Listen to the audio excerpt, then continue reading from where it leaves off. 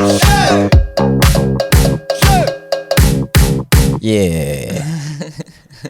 This took forever, dude. Welcome back to the White Bread Podcast.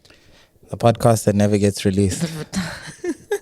We can't keep talking about how many episodes we've recorded. When We can, because even on those episodes, we don't release them.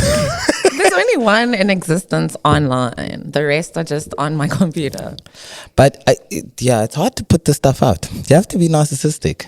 Yeah. Play the game, pal. Or just like a modicum of self-confidence as opposed to self-respect.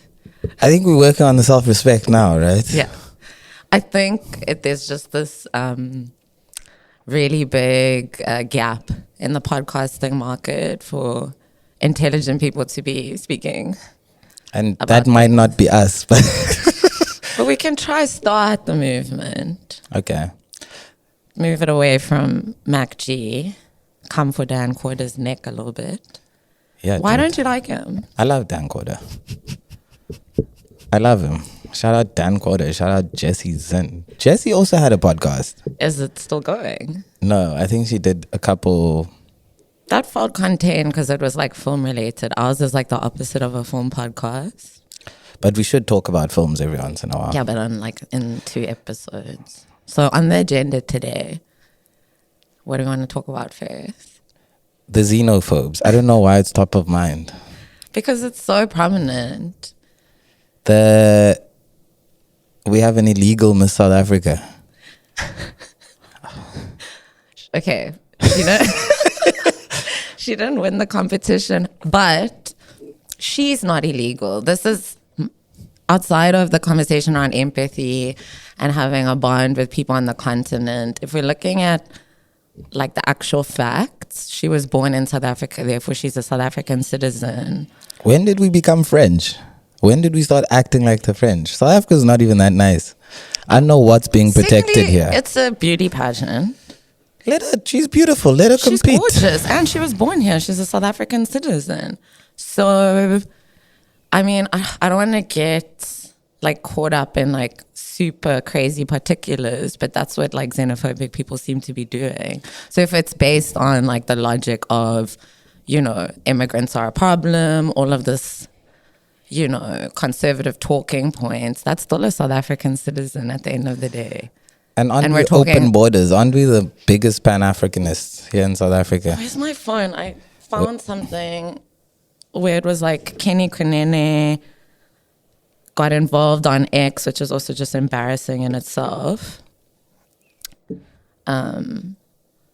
They're basically, so this was followed by a post on Thursday from the Patriotic Alliance, which announced it instituted an urgent legal action to indirect the Miss SA hopeful from participating in the competition.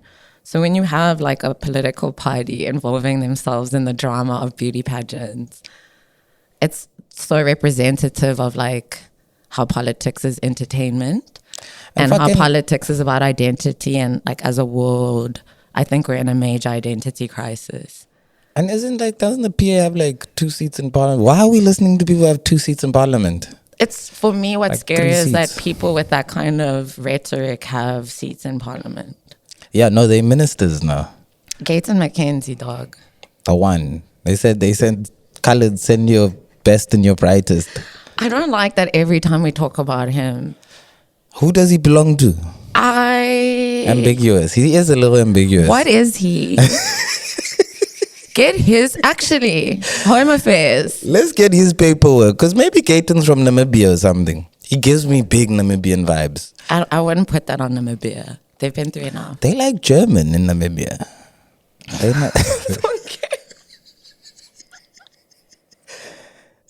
there's a big get out my country vibe in Namibia. I just feel like as like a collective of people on Elon Musk's X, why would you gang up against a pretty girl? Are you that jealous? Or maybe this is the era. Pretty girls are gonna get it now, dog. I already feel that way. Not to Are you feeling an self-identify. Is As the a world pretty person, turning on you? It's so hard being pretty, dog. Like, The world will turn on you. It's good. I think everyone has to get around. I just think it just felt like a really interesting symbol. We talk about symbols a lot of, the spectacle of politics. Yeah. That it's okay to weigh in on a beauty pageant. Moalola muted us on X.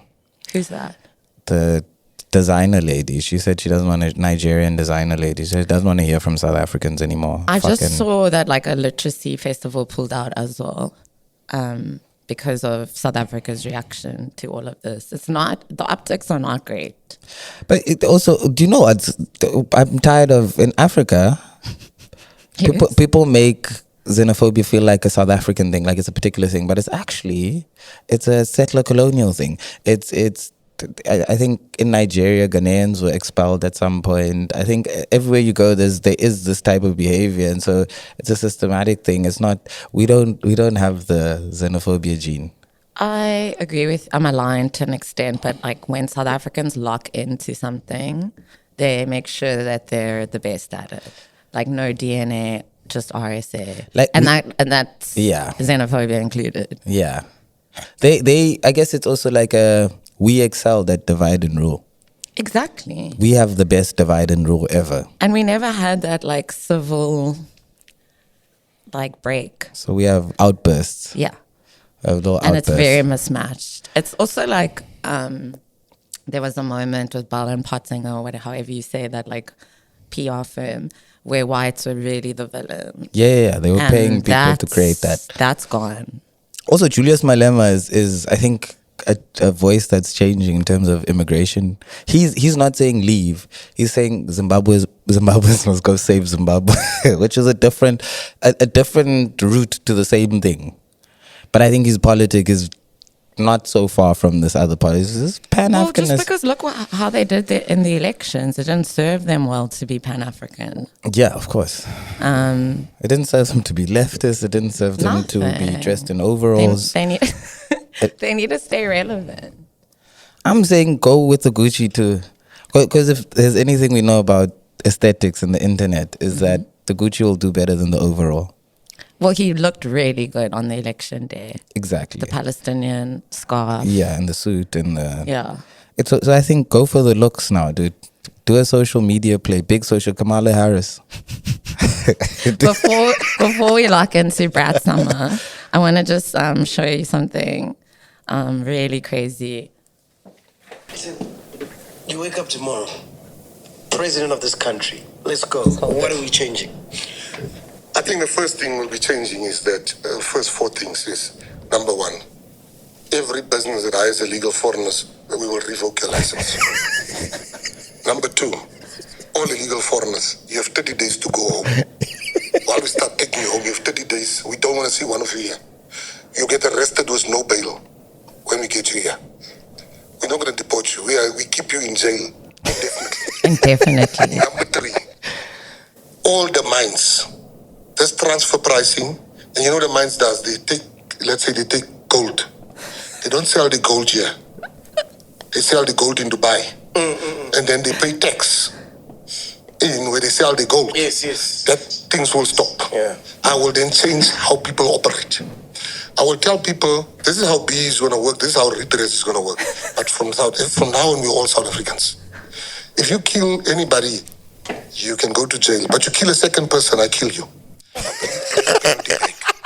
Under my regime, Wait. death penalty comes back. Once you kill a person, you go for a long time to jail. You have your second murder, there will not be a third murder. You die. Once you commit a heinous crime, I kill you. If you commit a crime against a child, I kill you. I hang you. And as the president, I'll do the first hangings, just to lead by example. Jesus. A politician that steals from the people, I hang you. Everyone's getting The first hung. one, hang you. So then also I would, most importantly, I will make sure that you know that whatever you want to study in life, you become that. The country is rich enough. We live in a wealthy country. How did I make money in this country? I didn't get inheritance. I made it from the soil. By being a of grifter. this country. Yeah. So what I'm saying to people is you have to change the mindset. He's wild. My favorite is the podcast is in the back. Yeah. Shit. That's horrible. That's a minister. That's a South I'm African. gonna hang you. Everyone's getting hung, dude. Everyone is getting hung. It's giving El Salvador. And my thing is, and like what I really don't appreciate about the internet and the culture right now is, I thought we all collectively agreed that Gayton McKenzie was a huge fucking problem. The second he starts talking about like drifting as like a national sport, At the everyone's like, Olympics. oh yeah, fucking Gayton, we love him. Like he wasn't just spewing the most xenophobic shit in the world. Yeah. Deep amnesia training in South Africa. But it Big was amnesia training. literal, like, it was like 2 or 3 months ago. We've forgotten. Everyone's memeing him and being like, oh, cool minister. And he's talking about hanging people. It was also like the ANC. He said, I will do the first few hangings myself. Live on a podcast. This is the minister. He's hanging people. Fucking Mac G, dog. He makes space for people to talk about hanging. I think if you make it like an international R&B celebrity, you feel uncomfortable on your podcast and nothing happens to you, you can do anything. Yeah. You can like sexualize a woman in front of like the world and get away with it even You're on after your she way to the commented top, dude. about being extremely uncomfortable. You're good. You're on your way up. Happy Women's Day. Thank you. Love Happy it. Women- From McG to all of us. So that's Gayton. That's, I think, somebody who's really leading the charge around really hating immigrants. Yeah. And it's just like a gross moment to be in because not like South Africans looking like, you know, those really stupid, basic UK rioters who are like right-wing coded but like have, you know, Asian wives. I saw this really funny reel about like this young Brit guy talking about like pretending to be one of the rioters and say like he's enjoying his curry after a long day of like being racist. He's really enjoying the curry at home. That's the thing. It's like, I also don't, it's like none of this feels surprising Yeah. about South Africa. And there's nothing unique or interesting about it. It's kind of like boring old rhetoric and it slows you down. So if you have things to respond to really, like in real time, our society has so many issues. It's easy to shift it onto immigrants, right? Yeah. To say that's who's coming. What did Trump say? They're sending their prisoners. They're sending the worst of the worst. That's the red. We sound like Donald Trump. Everyone. And also what this has taught me, along with the elections, is that there's no South African left. Yeah. It doesn't exist anymore. We're There a is, centrist country. yeah. Actually, a little bit more conservative than centrist. Yeah, even the centrist politic is like disappearing. This is, Gayton is considered a centrist politician who has no Scary. leanings towards land. He has no leanings towards any kind of I guess- recompensate. He's like a liberal, I guess liberal modernist that uses, because I think a lot of people think that. A lot of people think in order to get people behaving the way you want, you kind of need to dominate them and hang them and Sorry. fucking kill everyone. So I think that's Talking about popular. the news. If you were to ask any like regular South African, what do you want to do about crime? That would be top of mind. Bring the death penalty back, kill people. But none of it will come from fixing the society. None of it will be like, let's fix the schools. We've said that enough already, and the schools can't be fixed. But that's why I think the Zimbabwe comparison is a fallacy. Yeah, Because it's like Zimbabwean people are educated. yeah. It's also like South African people aren't. it's like, is Zimbabwe a primary reference? It's like anywhere in the world where people have tried to fight the good fight, it's like you're gonna get punished. And so the use of Zimbabwe as like this universal It's comparison also a false for, equivalency. yeah, it's also like what had happened to Zimbabwe. It also it creates like this weird misnomer. It's like Yeah. what happened to Zimbabwe is that they were sanctioned Yeah. for having particularly pro-black, pro-Zimbabwean sort of ideologies. And so it's yeah, I don't know. It's a I still think there's, and I maintain this after having visited Lagos, Nigeria, and like having like a lot of close Zimbabwean friends.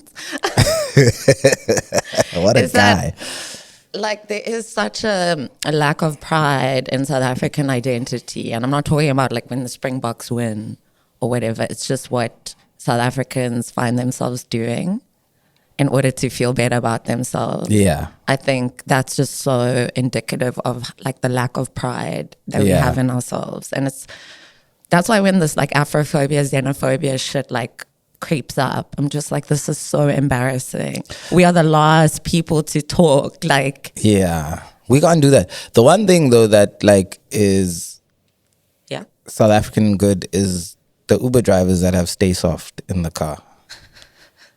I think that's one thing we've brought to modern civilization is the Stay Soft, the smell of Stay Soft as you get into an Uber. And I think it's comforting every time. Feels like my uncle's car. but what about when a Zimbabwean puts the Stay Soft in the car? I think there's a South African to compensate for that somewhere. What do you mean? You can't, it's IP, it's South African, you can't put Stay Soft in your So car. I you're think it's giving me regular. like South African consumers watching Miss South Africa. Culture is to be shared, friend. You're right. You're right. The Stay Soft, let's spread the Stay Soft thing. I think Is that's Stay Soft one way. exclusive to South Africa. I don't know. Like the it might not even be, it creepy-crawly- might be like American or something. Probably is. It's like a Haitian came up with the concept of putting like fabric softener in your car to make it smell good. Colored people also do that. Yeah. I'm sure Indian people do it in Durban. Yeah. I think that's one uniting factor. If everyone puts Stay Soft in their We're car, gonna be okay, guys. we'll fix it. Just put Stay Soft in your car, dude, and see where this country goes. I think what's confusing for me about this whole like where South African identity lands globally, like on a global stage, versus like how South Africans actually feel about immigrants, versus so the conversation around this Miss South Africa drama, versus how like a lot of South Africans came out in defense of Tyler. And I'm just confused as to where anyone's settling and like what morals or ethics or ideology that they're steadfast in. I don't think it exists. Did everyone decide what Tyler is? Well, I saw a lot of people defending her right to colored identity, Yes. and a lot of Black South Africans doing that, which was really nice. But yeah, it's only But when it's when it. I don't know what dictates having logic in South Africans' brains. yeah. Yeah, I don't. It's kind of like it's never gonna make sense. It doesn't make sense. It looks. That's why Mac G is so popular. Yeah, we're from a very low self-esteem place, and that helps South Africans too. Being low self-esteem, sometimes you miss what's really good, and it happens on its own. And so maybe not thinking so much of yourself, not having a particular kind of nationalism is a good thing sometimes. Because I think as much as people are going like, yeah, we don't want this Miss South Africa, I don't think they ever cared about who was really Miss South Africa. Ever. I And saw so, a tweet saying, even if Miss South Africa was white. you see what I mean? Like, It's what do you mean? It's that there's no particular national position in South Africa that you can like sit on and gather around. I Not think to like reduce it to something as basic as this, but it's like, is it? Sometimes I think about like the most distilled kind of reason for something, and I'm like, is it envy as well? I think It's it just is. like you can't let a pretty girl be pretty. I think it is because you don't feel pretty. It's also like it came up immediately, the idea that South African women will date all of the Nigerian men. All of them. South African men are so mad at that. And then they'll steal the aesthetics, right? They'll do the kind of Nigerian film aesthetics. They'll look like Nigerians, but they won't Y2K baddie. exactly. But they won't be complicit in sharing space or wanting to be around. And Wake it up. I think South Africa's national identity is actually always around what is the funniest thing. And I don't know. What do you mean? I think The most I think- absurdest position exactly, you can take. exactly. So whatever's the most absurd position will become the central position. It will start as a joke somewhere You clocked the T, dog. on the fucking peripheries of the internet, and it'll slowly come into the middle, and that will become our identity for a little while. Mac So G and Dan Quarter. exactly. Exactly. So you find these peripheral ideas and then you bring them into the center, and the more radical and the more, I guess, disengaged from rationale, like you were saying, what is the rational thinking thing, the more South African it is, right? That's where it like thrives. Dude. That's where that shit thrives, where there's like a weird kind of incongruence in everything, where you're like, but this lady looks black like we are black. I don't know what the issue is. I don't know what the problem is. Also, I know I keep harping on the same thing, but she is South African. But that's what I'm saying. It's like there's nothing. She was born here. I don't understand what else you need. It doesn't. It's none of it adds up. None of it adds up. And I think it's that search for some sort of national identity that you gather around seemingly like ridiculous shit. That's how Gayton McKenzie makes it into office. That's how you have a coalition government made up of people who think completely differently about the world.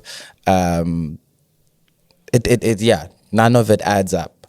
So instead of going to parliament and competing with ideas, you rather consolidate it so that some part, like some semblance of this Rainbow Nation idea holds, right? Like whatever's left of it, we'll milk it and call it a GNU or whatever. And so there is no identity here. There is no static, stable identity. There's a moving thing, and we're all feeling kind of weird. We're culturally sort of exiled. There's identity a lot of things. crisis. Yeah. This is what I was trying to say, and that's what happens when you prioritize your identity as a politic. Yeah. Because it's so like individualized, it's so narcissistic.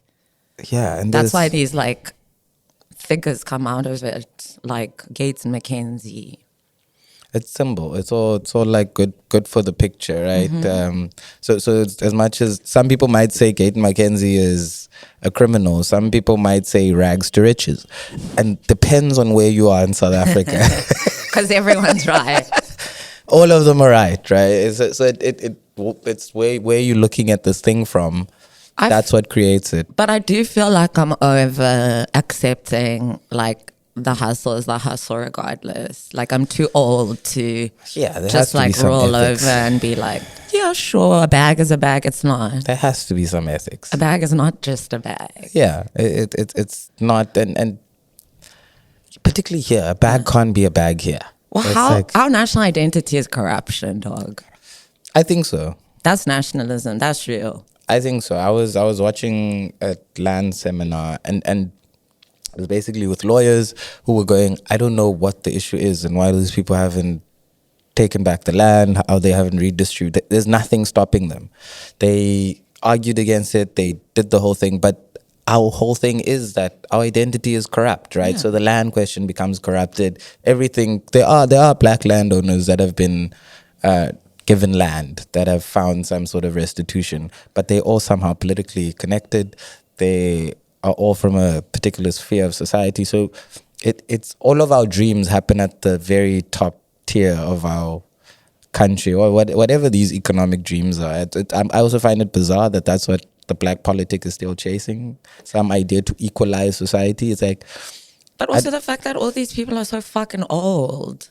Yeah, like, I think, and not to like give like cadence to, you know, Bitcoin and like all these new models, but to at least have like a cognizance of it, like understand how economy runs on like a global scale, or even like in a continent context, which is, I feel like there's so much, like I remember growing up in the 90s and like the early noughties, there was so much excitement around technology and like future models and how it could like be integrated into society and improve it.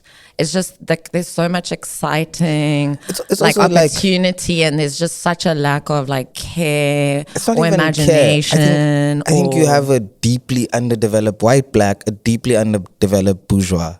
Yeah, right? they're all stupid as fuck. So sorry for shouting. Yeah, but that's what it is. It's read a fucking book, and the rich people like they serve as go-betweens. So black men in business in South Africa, the people that have become prominent, they go betweens. You're not asking Cyril Ramaphosa about serious business. And if you speak to people in the real business world, they not like white South Africans that have been prominent in that space don't see black South Africans as official ideas.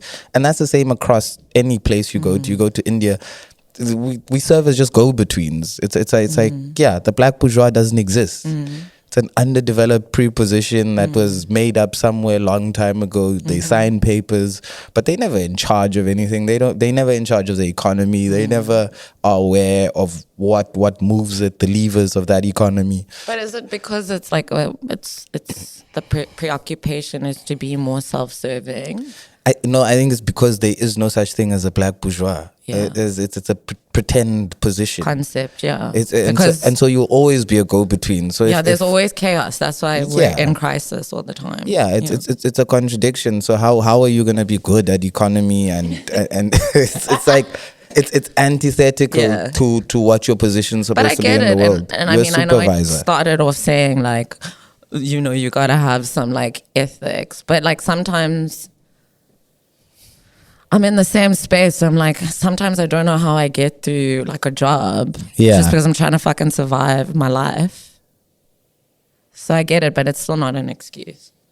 And I can feel it for myself. Maybe I don't need to be so judgmental. I don't have an ethic for this modern life. I'm not the most productive person. I don't think I come from the most productive people in terms of capitalism, and so I don't think that's also priority. So there's also something cultural happening there that it's bad to say culturally we don't like money or that we don't know money. I think it seems it's simplistic valid because I always maintain this about anything you put your mind to, be it like exercise, your job, just becoming a better person, trying to call your mom more often, commit to the bit. Yeah. If you're an economist, be one. If you're a rich man, be one. Yeah.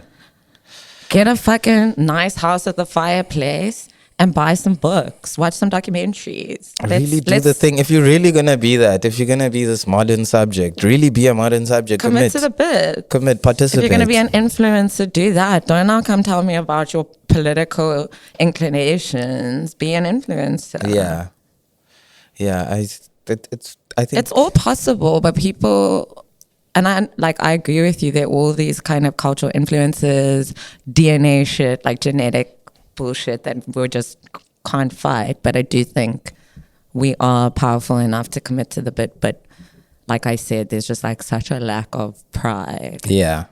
And again, that lack of pride is maybe the best quality about being from here, is that none of us think we own this place. That's so sad. Everyone feels like they cry, just dude. fucking, there's a landlord somewhere, but we're just paying rent. We're just, whenever we can, we're just depositing. But there's nothing, I don't think we have any sense of ownership about this place. I don't think there's there might not even be a desire to own this place. I don't want to buy land here. No one wants to own this place in any way. Not the morals of South Africa, not the constitutional ideas of South Africa, not the academic readings of what our black lives mean. They released Frantz Fanon in Zulu. Fuck off. Maybe niggas will read that shit now, dude. The Zulu people need to read that. Come on, MK. Come on, KZN. One thing South Africans can be proud of is our sports people. Yeah. I know I always harp on this. Do you know? That's literally all we have. Do you know what they? Yeah, it is all we have. Even if you go to townships, there's always a sports center. And they're beautiful. Before they're gorgeous. But I'm like, who looks at a township and goes, you know what they need is a fucking sports center? That's the first thing we're going to put into this place. I know you're coming in with like a cynical perspective on that, but people need to be fucking touching grass. Yeah, but there's no grass at the sports center. There's people saying, stop being lazy, run your way out of this situation. Fucking make flips out of this situation. They're not wrong. They're not wrong. What other options do we have, dog? That's desperate. That's painful. Well, this is a depressing podcast episode. That's very desperate. Welcome to the White Bread Podcast. Oh yeah, we didn't even do an intro. Went into Kind of did. Oh, did we?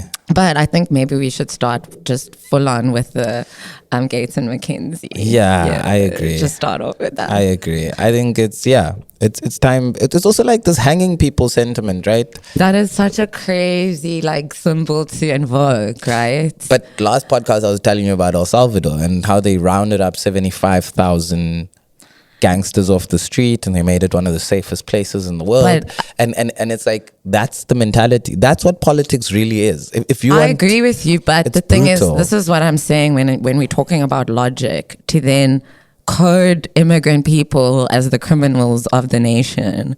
Yeah. So now, Gaten, when you've kicked all of them out and we're in the exact same situation, in fact, potentially worse, then what do we do?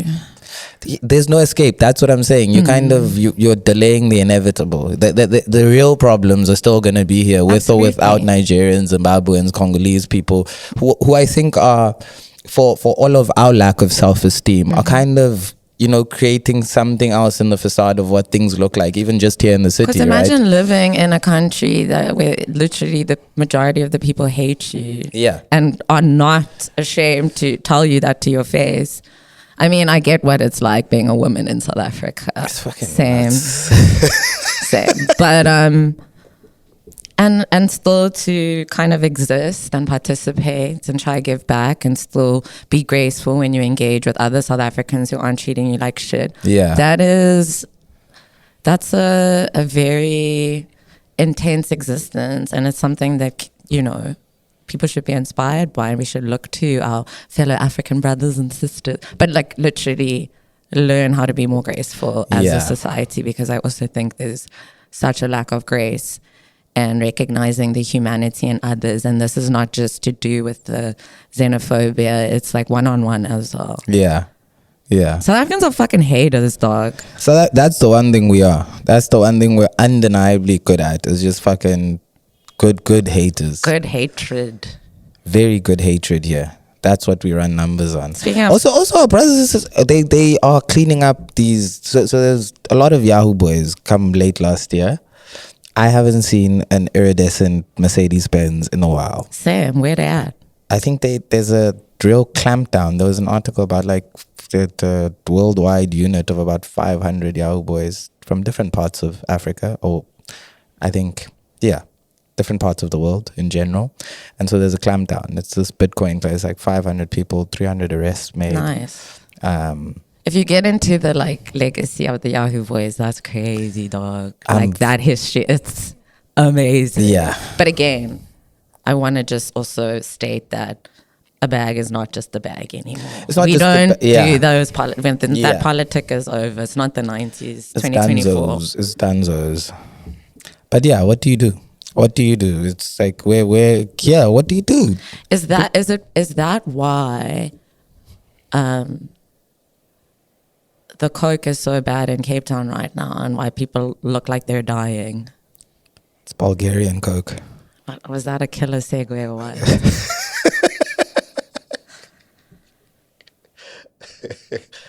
It's the Bulgarian Coke. I feel like the coke is making people angry and crazy in the city. Are you ready to talk about it? About the sadness of the city. Yeah, I am. I think that there's something quite like particularly disillusional about an African city. And especially one that like touts itself as a successful African city, which is, there's no such thing. You know what, the first time I went to Durban, I felt like, fuck, this is like the African tropical city. Yeah. And I mean, obviously I've been here since I was like 6 years old here in Cape Town, but I've never felt that like that swell of like, fuck, I'm in Africa, I'm in the tropics, baby. Yeah. Like, you know, not once have I ever felt that in Cape Town. Like I've been up Table Mountain, it's cute, but it's like Yeah. the wind, hectic, like the traffic has become really bad as well. Have you noticed that? Yeah. And yeah, it just never gave African city. It still isn't. And I think that's why everyone's depressed. We're in like a small beach town or what? Yeah, not that. It's like if you build what you claim to be a utopia, sometimes the people living in that hope that it feels at some point like a utopia, and when that's constantly disappointing and never reaches that full potential for majority of the people here, I think the next step is to kind of adopt the habits of the city, but not the favorable ones, right? Not access and there aren't really opportunity. favorable habits in the city, unfortunately. Exactly. And so I do think, people are particularly sad here. They blame it on the weather, seasonal depression or whatever, but I think people are generally sad throughout the year in Cape Town. And it's not, here's the zinger, it's not the whites. It's not the whites' fault. It is the whites' fault always, but it's not the whites' fault. Yeah, I think in terms of like also kind of the group of people we're talking about specifically, it's like 25 to 35. Yeah, with immense access. Yeah. And yeah, it's just unfortunate because you have to accept responsibility at a point in your life when you become an adult. Yeah. Where, like the theory-based narrative around like racial politics and gender identity, all potentially very valid things, just don't apply in a real world context. Like, in your day-to-day interactions, it's like there's something much more complex happening to you that you can't word or you can't contain in like a theory or an idea that you have in your head. It's kind of like, and I think there's a constant confrontation with that and an inability to kind of deal. But that's why because it's not something these people are able to do sober. Yeah. And I think that's where the kind of escapism comes in. Instead of like kind of getting to the root issue, they are functional normies that live in Cape Town. They have jobs, they have families. Is there a compelling reason or a compelling argument for just being a drug addict in this time? Is that, or just being whatever? Who cares? Is there a compelling reason to give up on the thing, right? Like we say, the thing isn't great, and yes, you can either participate, apply yourself, learn the code of this modern reality that you live in, and then perform it. Or you can tap out and become a cracker. Yeah. I think that's a really good question, actually. I don't want to come across, since it's going to be a public conversation, as particularly like unkind toward drug users or anti-drugs. Not above any of that shit. I think drugs can be fun. Yeah. I think a lot more people are on drugs than you would assume. Yes. Like when I was a kid, I did not expect this many people to be like functional alcoholics and drug addicts. It's crazy.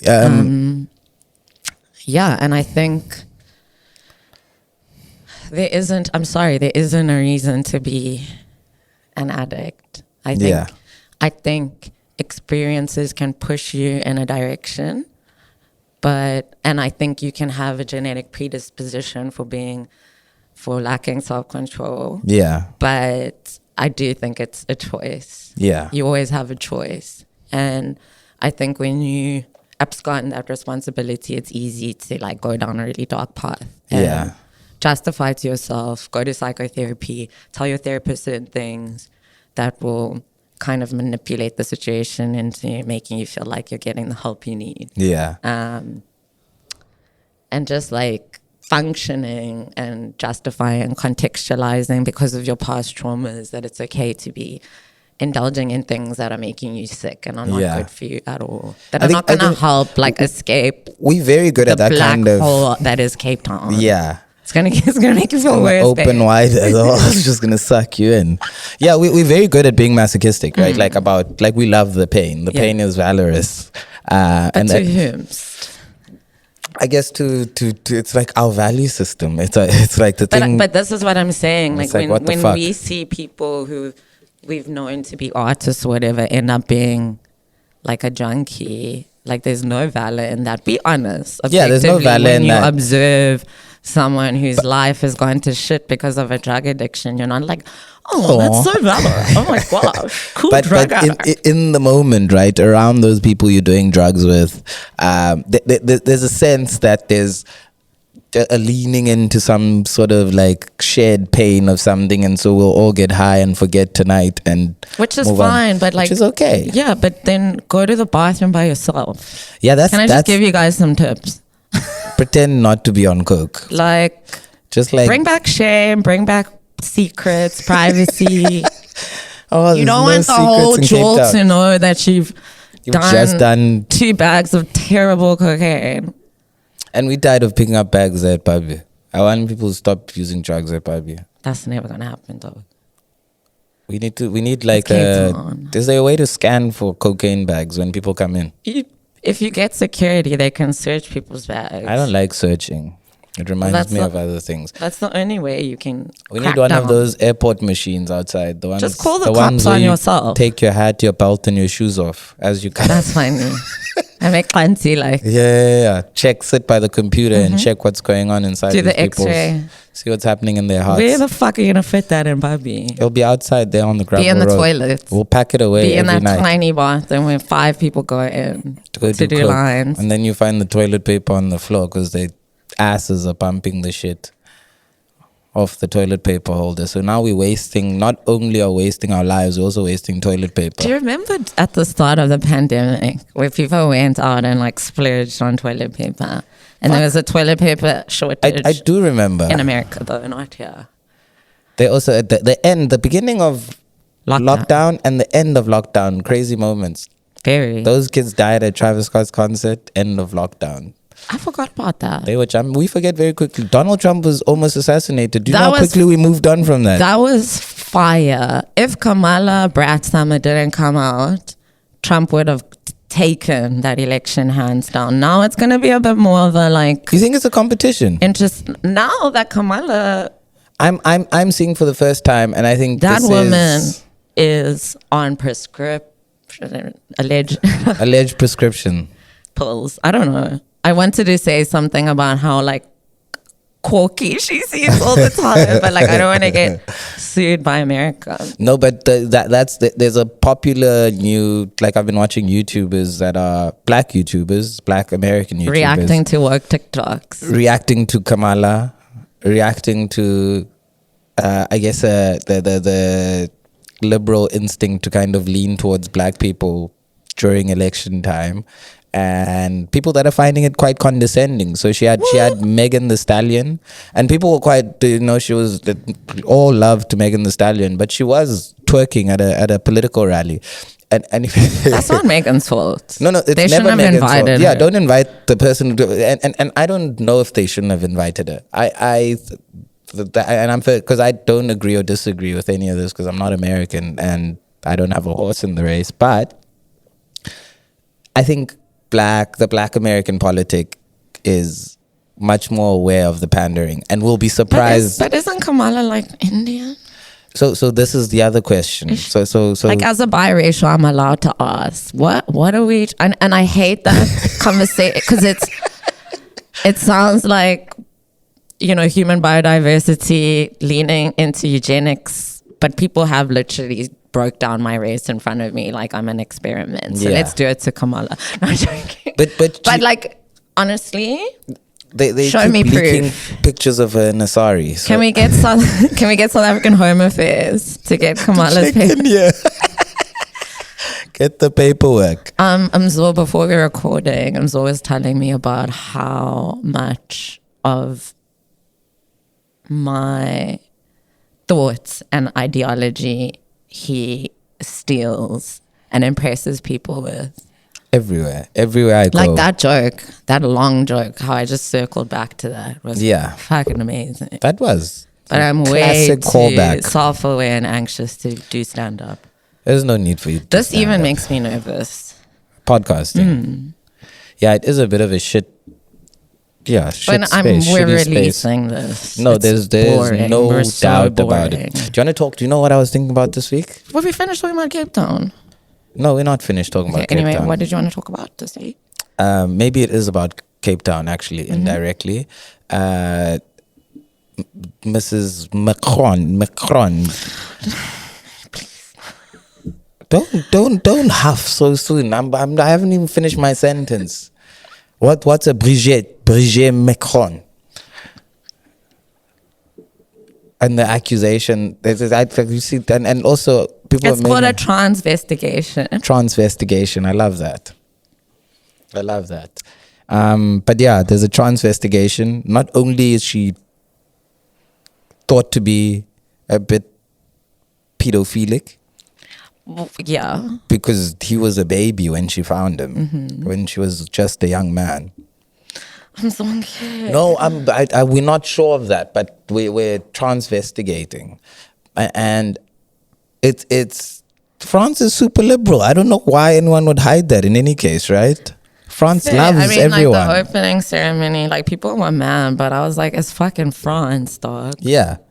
Oh, the Olympics. Yeah. But anyway, carry on. Yeah, I'm with your little rhetoric. Get us in trouble. Why don't you? It's not rhetoric. It's in the public sphere. I'm just a reporter. This is just reportage. This is our radio show. Yeah, it's exactly. The White Bread podcast. So and I think if it is true, beautiful moment in politics, beautiful turnaround, and the deep state would be smarter than what I thought they were.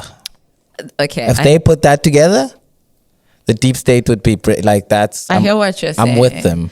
What I think, like all these kind of popular cultural talking points do, like for me, I think it is a psyop, a deep state psyop. Yeah. But to discredit like actual queer people and actual trans people, I think the more you make a mockery of it, and it becomes more and more confusing, like the worse it is for transgender people and queer people and LGBTQIA plus people. With that being said, I do think there needs to be a bit more of an open dialogue about imposters, and like clout chasers and people lying about certain parts of their identity because it facilitates like a marginal tick, which I think is really dangerous. So then when you start like blurring these lines as like clout chasers, this conversation around, you know, Macron's wife, yeah, it's just such a fucking shit show. I also saw a picture of him making out with some guy. Did you see that? Yeah. So that's the other argument about it, is that he has a life as a queer man, and this is all part of his life. That is giving French. It's giving French. I don't know why everyone's so surprised. I was like, yeah, merci. Merci.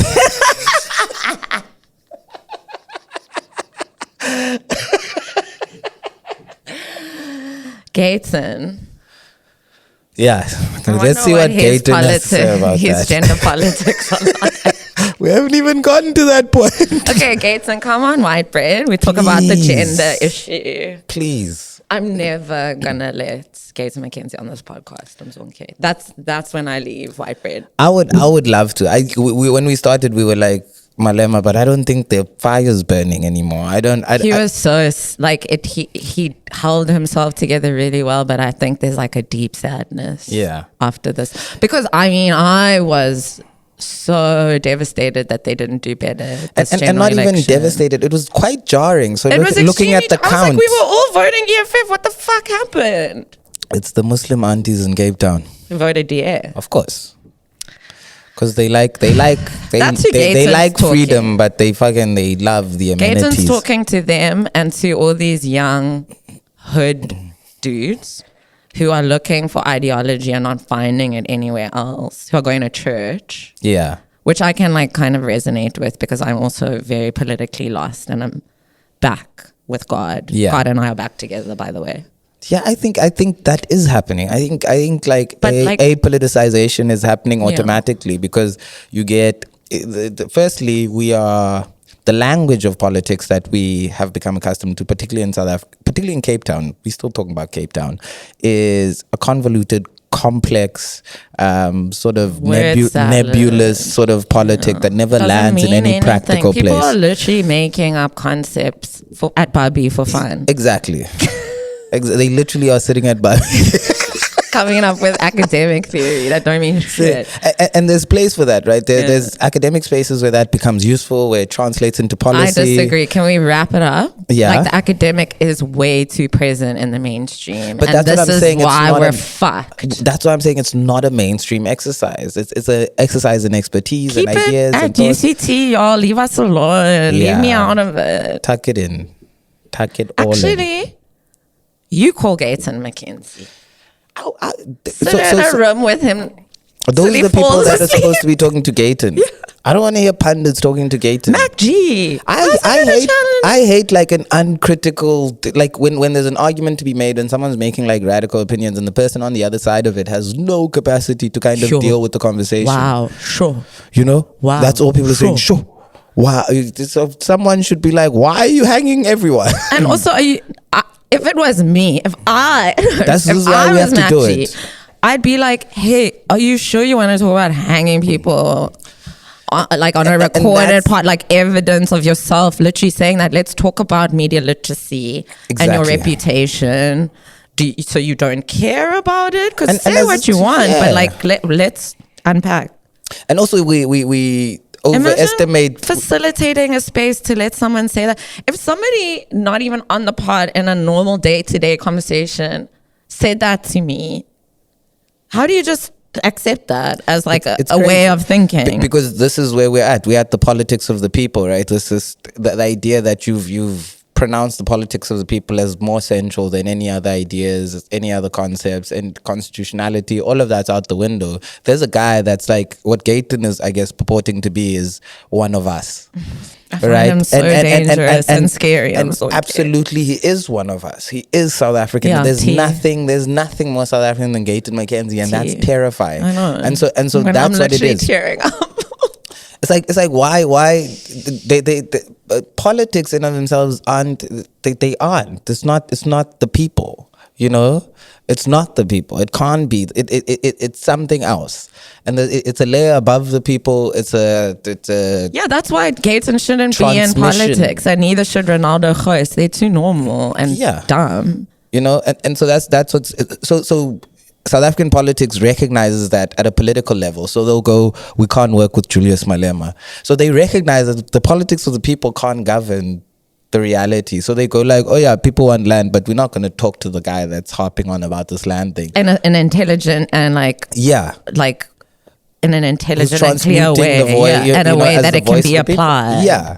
And so he has But they have that's a the very functional. devastation of the outcome of People the election. circle around Gayton before they ever circle around Malema. I think and the I think era that of is the so thinking- disgusting. Yeah.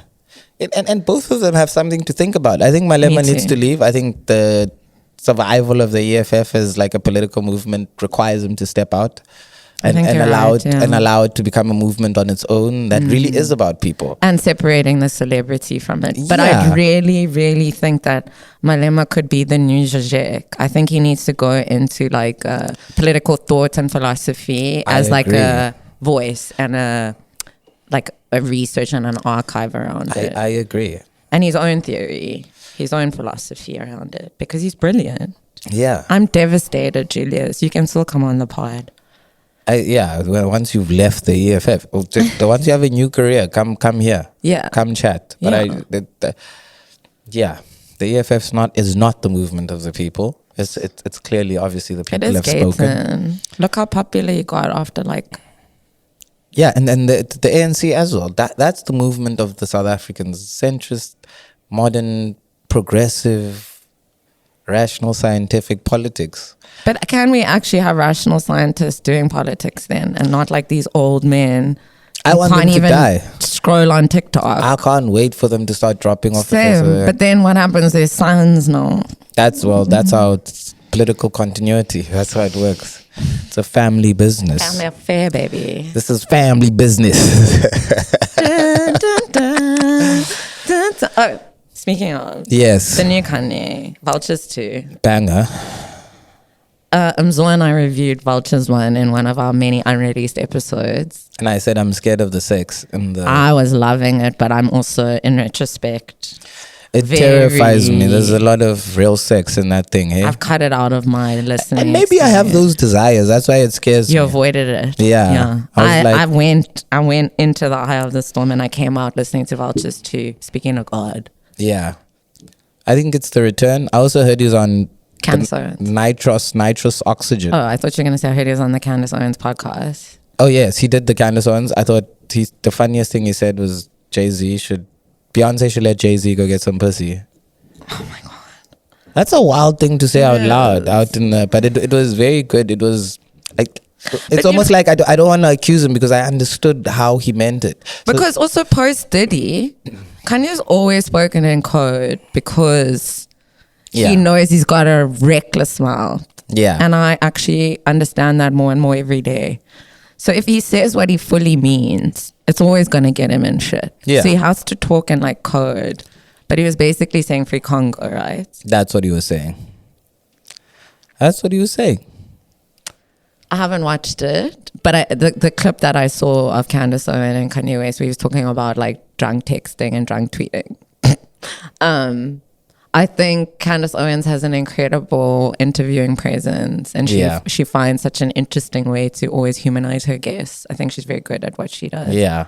And she's gotten really hot She's recently. also not fucking scared, you know? She's like, so she does not give a shit. like, she's really not scared. She's not scared of your opinions. She's And not she's not scared of the stupid. contradictions. She's not afraid of any of it not kind of linking up. She's an interesting shit. And she's intelligent. We just, unfortunately, I don't necessarily agree with a lot of what she says, but she's hot. She's hot, and the problem is that both Kanye and Candace are pro-American. Yeah. They have a very nationalistic view of the world. It's where the confidence comes from. Exactly, but it is the downfall of their arguments most of the time.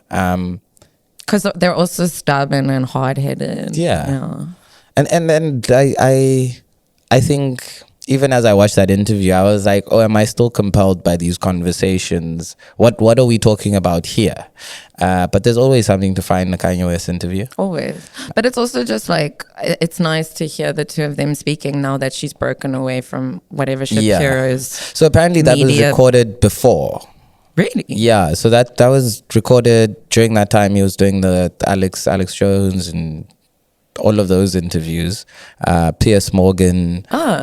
But the Daily Wire didn't want to release because his anti-Semitism, anti-Semite approach to the world, and so they just kept it. And now she released it. But it is in a way sort of like prescient and apt and right on time. Interesting. Yeah, that still media, feels baby. true. There's a lot of Kamala talking points in there. Really? Yeah. Anti-Kamala talking points. I think she's a problem. Like, I thought that the whole left felt like she be locking black people up, putting them in jail. No, that was like her biggest. She is, but she's gonna lull everyone into like the black conscious state again and give but hope. What is a temporary solution to violence and crime and stuff? I meant here. I'm not talking about America. I don't think going back to Gates and McKenzie. I don't think there is. There are no turning points. I think as you're watching South Africa now, this GNU South Africa, I think you're only going to see a much more brutal state, a state that's kind of driven away, away from socialist ideas. That's about competence and policing, and all of those things sound good. I think it's brutal for poor people always. But it's now not also brutal for poor. Not to so that's the thing. No, but I agree with you. It's like I don't necessarily think.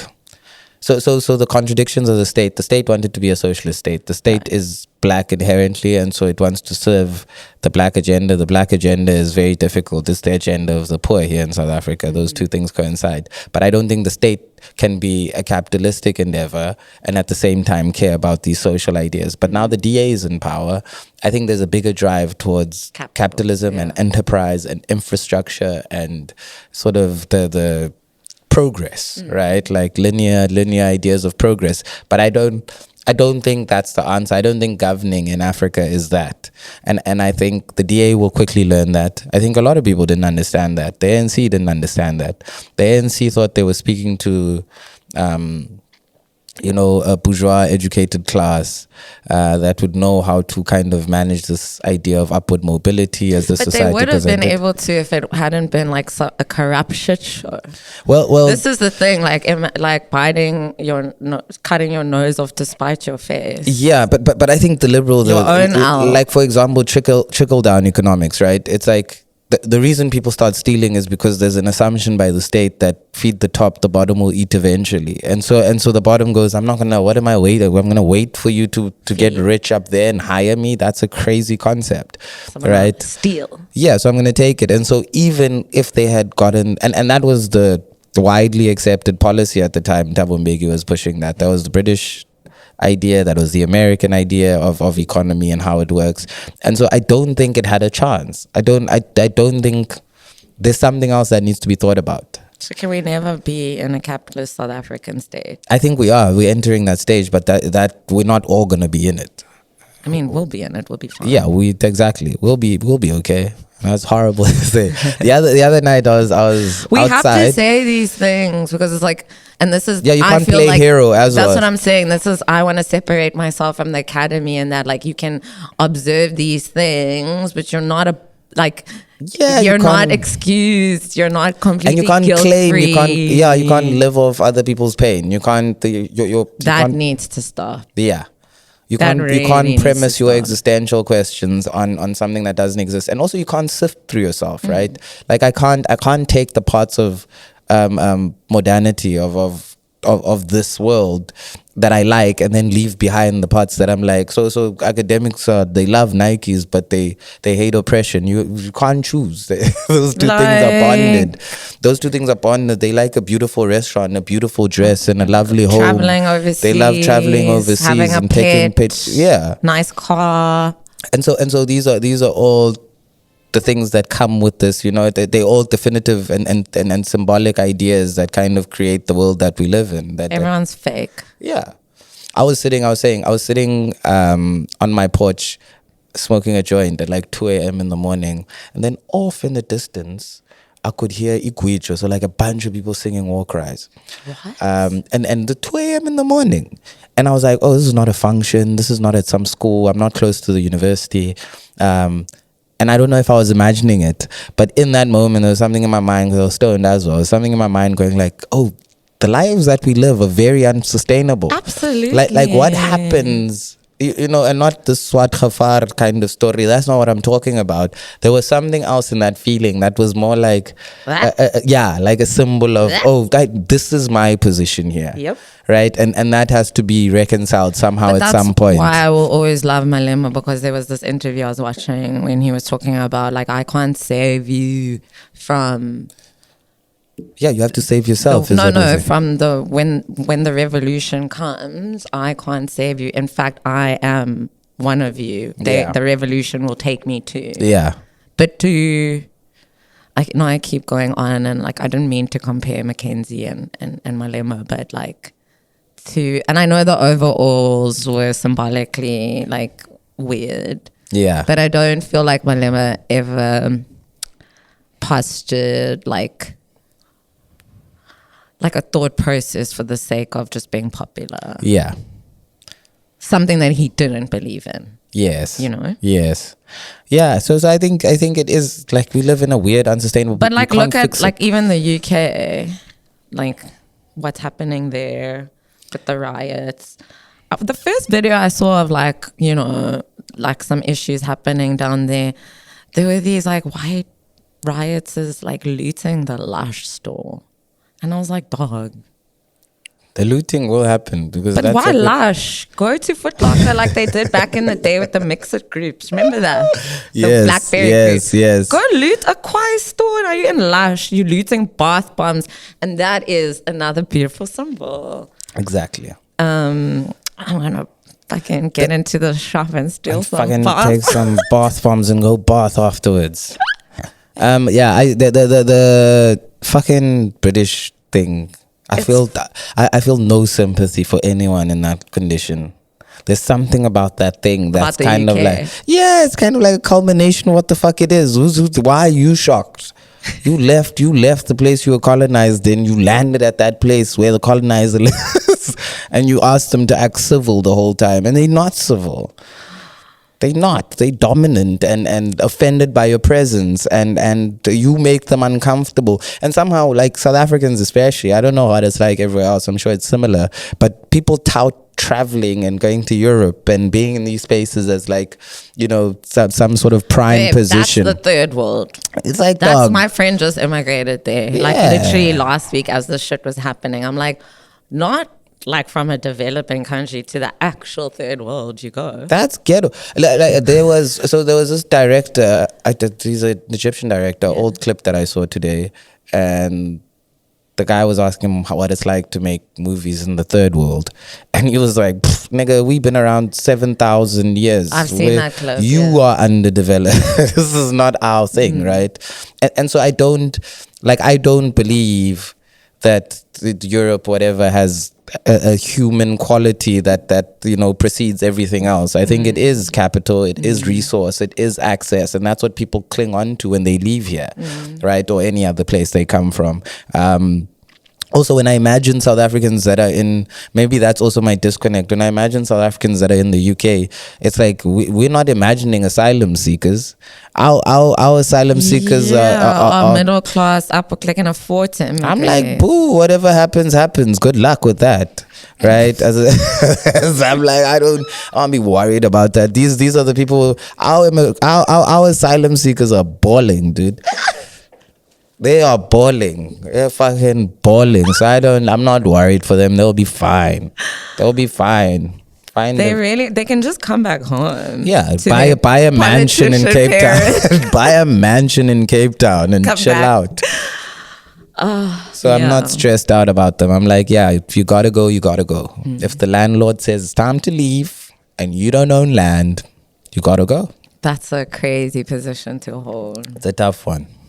I'm, you know where I'm coming to. I'm accepting the dynamics, the material conditions on the ground. You can't lie. I can't lie about this. This is what's been happening. I didn't make it up. This is what it looks like, and it's not nice. No. It's not nice. No. 1 minute people are ordering falafels, the next minute they tripping. Well, you can't. It depends on where the falafels are coming from. Yeah. It depends on what we're boycotting. Exactly. Exactly. So what happened with the Adidas, is Adidas racist? Bella Hadid thing? Oh, they put it in some reenactment or some old thing. I didn't really follow it. No. There was some drama with Adidas and Yeah, she was in a campaign. Yes. But the campaign was some reproduced thing from a time, and I didn't really follow the story completely. Same. But everyone was like boycott Palestine, but then she released an apology for something. I was like, the internet's a mess. Yeah, also Bella Hadid's doing a lot. She's hot. Yeah, we need more Don't come hot for people. pretty girls, so Yo, pretty girls tough are out here for fucked. us. Pretty girls are fucked come 2025. My name is Carrie. I'm so scared. It's called the Pretty Girl Rock, dog.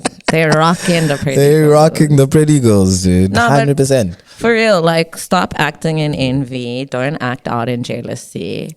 On a personal level, I'm also trying to avoid drama in my life. Yes. Just because I'm pretty doesn't mean I want drama. Maybe it does. I'm talking to God. I'm looking for drama with people that I have no emotional connection to and just consuming like drama on TikTok, which is nice. And it's not people that I know who I feel like I need a fix. Yeah. It's just random. Yeah. But I do feel bored at the moment because I'm doing like non-stimulating things. I'm just reading the news. I've been fighting with the bank. I feel bad. I'm super engrossed in the Young Thug Rico trial. Well, Trump said free Thugger. Of course he said that. So that's what I'm saying. He It's knows going to the be real a tight issues. race. He knows the real issues. Charlie XCX or Young Thug. Like, I feel like the choose. Thugger wins, dude. So I think here's the thing about the Thugger trial. I think it's gonna be it has to go mistrial. Judges corrupt, prosecutors are corrupt. It's been going on for so long. Also, I that don't even it's know gone what's on. happening. So what's they trying to restart the case now because they got a new judge. So Drop they, it. yeah, leave this thing. Let these kids go. Drop Yes, they it. killed some people, but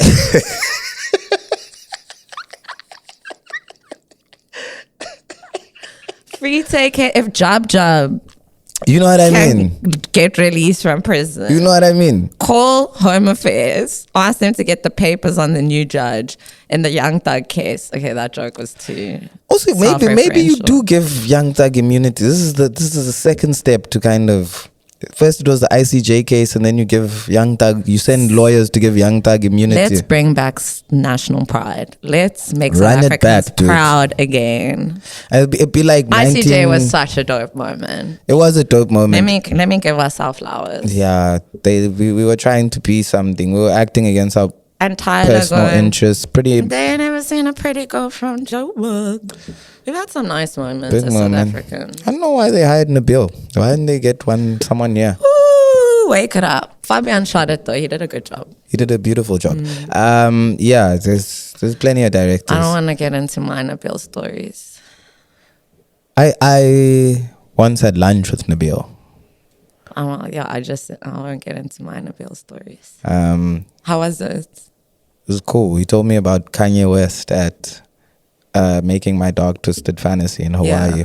That's when but I wonder what happened to their relationship. I think Kanye moves, man. It's kind of, he I'm moves with the kind of production. jealous. I get so attached to people that I work with, and like I feel like we have to be together forever. But Yeah. that's so dumb, and also fucked me in the long run. Because Exactly. no one cares about me, and I care about everyone. Yeah, you got to let them go. Yeah. Everyone's just a hand. Mm-hmm. Take the hand, use it for a while, And leave, then give it a little vacate. kiss. Exactly. Give it a little kiss, thank them, Bye. bow out. I need to be like Kanye West. But yeah, it was a good lunch. Cool. I don't know if any of that was useful. I know you're hanging out with Mandela's. That's his connection to South Africa. Yeah. The Mandela Pro. I want to meet a Mandela.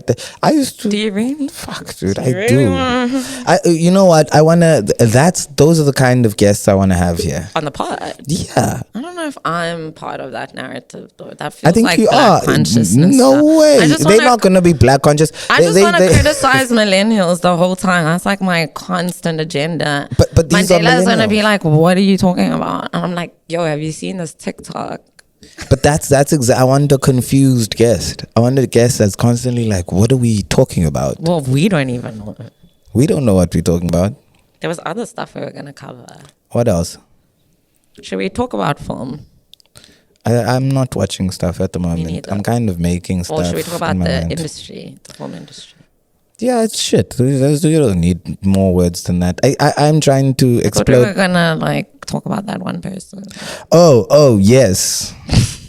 Yes. So I had, just to preface what you're about to say, I had an interaction with someone who works at a marketing company. I never tell people I direct or do anything like that when I meet them because I don't want to have that conversation. Also, they could just get jealous. Yeah, it's also like they how also they jealous think people they are. think a little too much of it, and then it disengages us a little bit. But they were saying, and this is common in marketing, in the marketing world, where they go like, oh yeah, it's because of all of the whites who are detached from what's culturally going on. So And so are you, dog. but I'm like, even the blacks in these places, man, it's When like, last did you actually have a Yeah. Streetwise 2, dog? Let's and talk actually, about exactly, it. and actually, where the biggest anti-blackness comes from is from this idea that there are people in there that can pinpoint the culture, that can kind of like double down on what they know about. It's like, who knows what, right?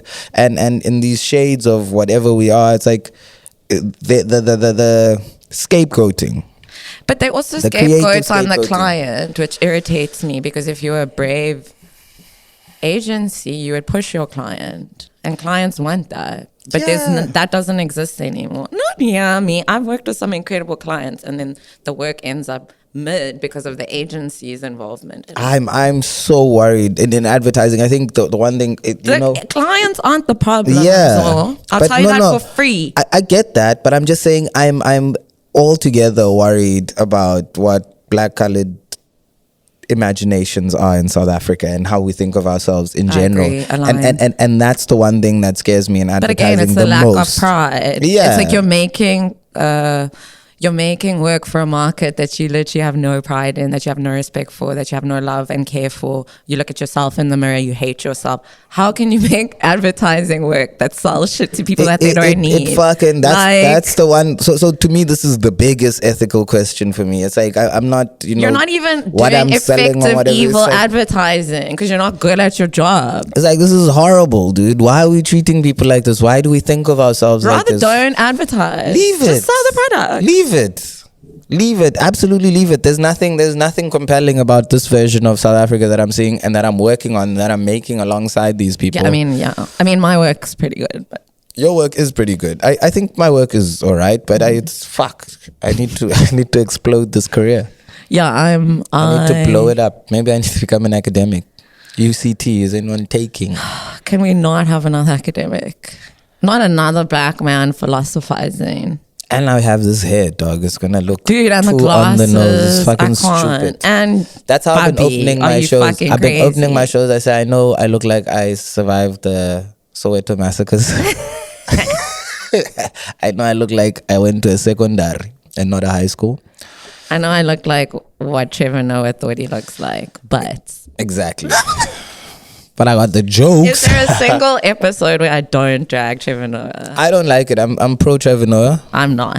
I'm Come on fully the pro pod, Trev. Trevor. I'm pro Trevor Noah, and I'm not taking no disrespect about Trevor Noah. I'm arguing with you all the time about it. But he's not colored, Whatever he is, he's Xhosa, isn't he? allegedly.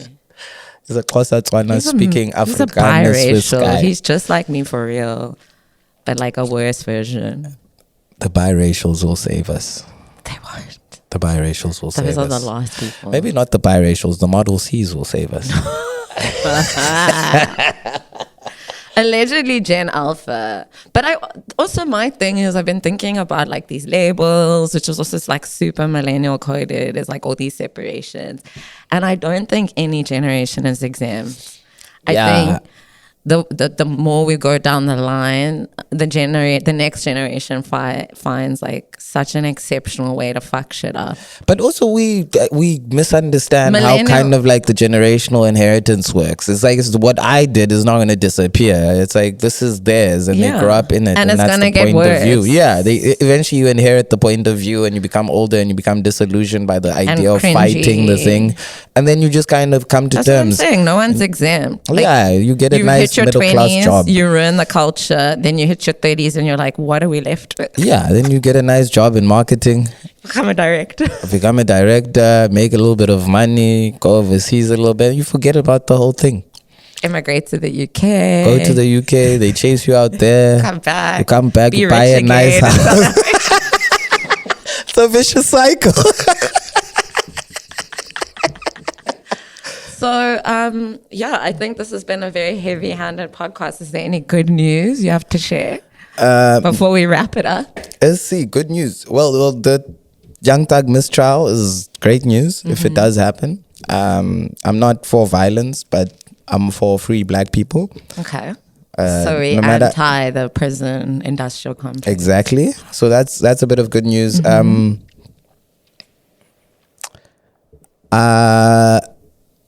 What else happened here? Well, my good news What is your good news? is that I have decided to completely transform my diet. Yes. I told him Zonke that I have an ulcer and he just laughed at me for really long. That's some You're old fucking nigga laughing shit. again. That's some old nigga shit. That's why I laughed. It's like, what a weird, you have an ulcer. Yeah, it's from stress. It's from being a woman in this country. This Don't is laugh at me horrible. on Women's Day. Your womb is rotting from South Africa.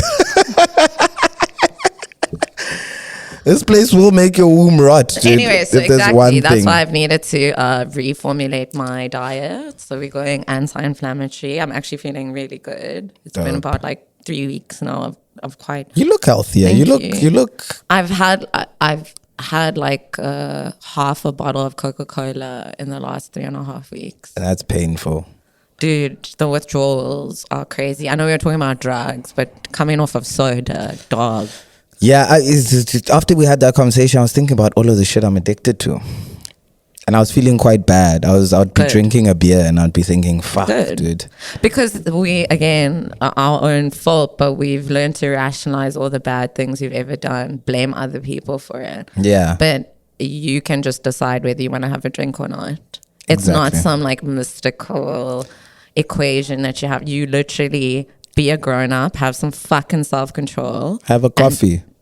have 4 coffees and no water, and die of a heart attack rather. Yeah, you need to choose your death.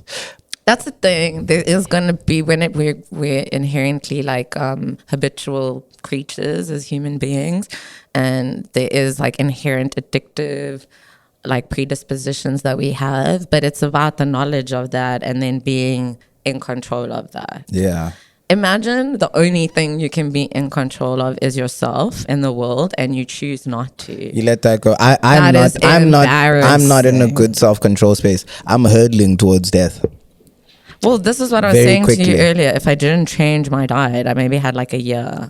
That and would the have way been I was a working. dope year. It would have been a dope year. You'd Would it? done a I would have lot. been like deteriorating and dying, like my ulcer like growing. Yeah. And like having multiple ulcers, like ruining my interpersonal relationships because I don't know how to manage like good sleep Yeah.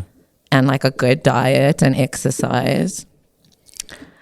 But it is as simple as that. Like literally when you work out, you're like, fuck my PE teacher. Yeah. Because you don't get it as a kid. But to feel better, like sometimes just go for a walk. Yeah. Put the phone down. Don't post the story. I didn't have a phone for 2 weeks. That's my good news. Perfect. And it went babe. fine. We've been on a path of self-discovery. We're talking about depressing concepts, but we're gonna survive. It's gonna be okay. Yeah, I'm not. One thing I'm We'll not pod is I'm through not. the I'm not sad about apocalypse. anything we just spoke about. We'll pod through it. I'm not. I don't feel any ounce of sadness about any of it. The fact of what we're in is what we're in, and it's cool. Maybe it's fine. Some of to, it's funny. A lot of it is funny. The majority, the bulk of it is funny. And that's because I'm South African, obviously. Well, I was gonna say I loved your theory around South African identity, and it's like the absurdism. Yeah, we gather around the absurd. A country of clowns. But we'll Yeah, be okay. it's a good time to be South African, as they say. Thank you so much for listening. If you made it here, see you on the next one. Bye.